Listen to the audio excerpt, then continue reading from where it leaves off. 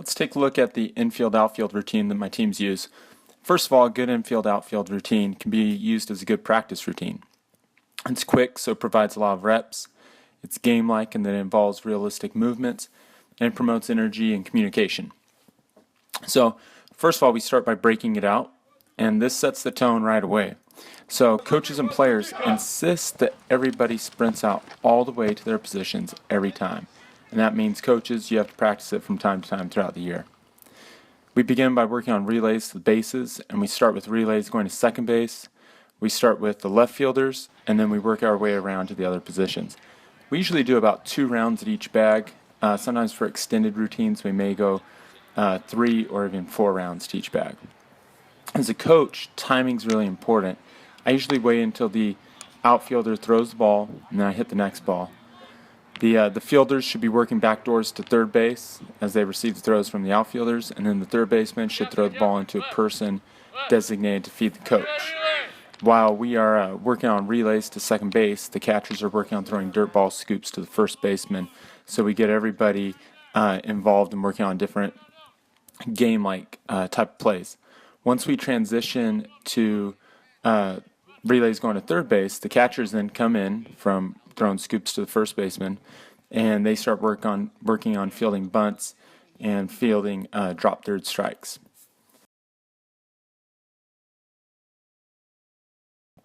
I want our infielders using the Longoria prep step, which we'll look at here.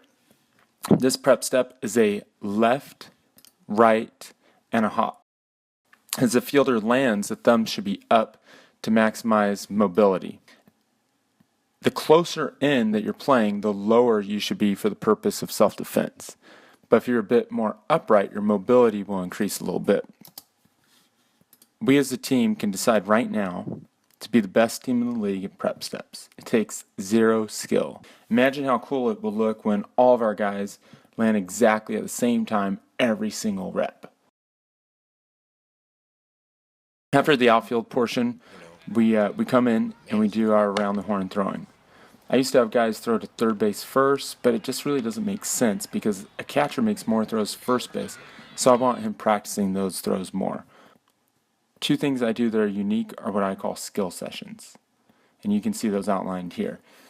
You can see what's involved in those skill sessions, but these are really just ways for us to be intentional about working on PFPs and working on bunt defenses on a regular basis, because once in a while those things can get away from you in the course of a year, where all of a sudden you haven't worked on them in a while. All right, let's start with the infield routine here. There's a lot of keys to taking a great infield, but the things I always stress are great prep steps, communication, and every move matters. As far as the timing, I tell the players that I want them to be waiting on me hitting them the ball. I should never be waiting on them. Again, timing's important, and generally after the player fields the ball, I hit the next ball to the next guy. The timing varies a bit once you move into like the 1 in covers and 2 in covers, but you'll find your timing the more that you do it. The first infield outfield routine of the year, we go pretty slow, and then we start to get faster and faster. This one featured here is the first routine of a new season, actually. So I would expect the guys to get much cleaner and much more efficient with things as we progress. I want them to feel somewhat chaotic at first because I want them to get used to overspeed training.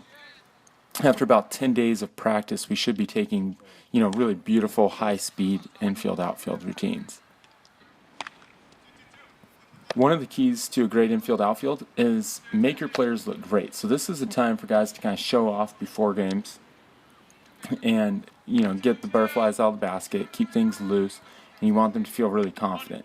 If you're playing on a poor field, make sure that you don't hit the ball too hard to where they're starting to get gun shy out there. And try to put the ball in a good spot where they're fielding the ball on a nice, clean hop, and they're fielding the ball in a good position to look really good out there. As a coach, constantly remind the guys to be vocal. Being vocal is a huge way to get the energy level up for the game, to get nerves out of your system, and to get your mind focused on the right things.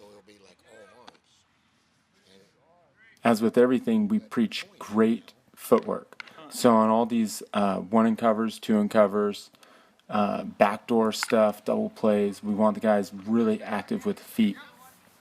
attacking the ball, moving through it, keeping their feet moving. I really try to praise the guys a lot during infield outfield, especially for great backdoors. It's an easy way to highlight a simple play that they're doing a good job on simply because of effort. I also really try as a coach not to get on my players before games for poor infield outfields, as it just makes them tight.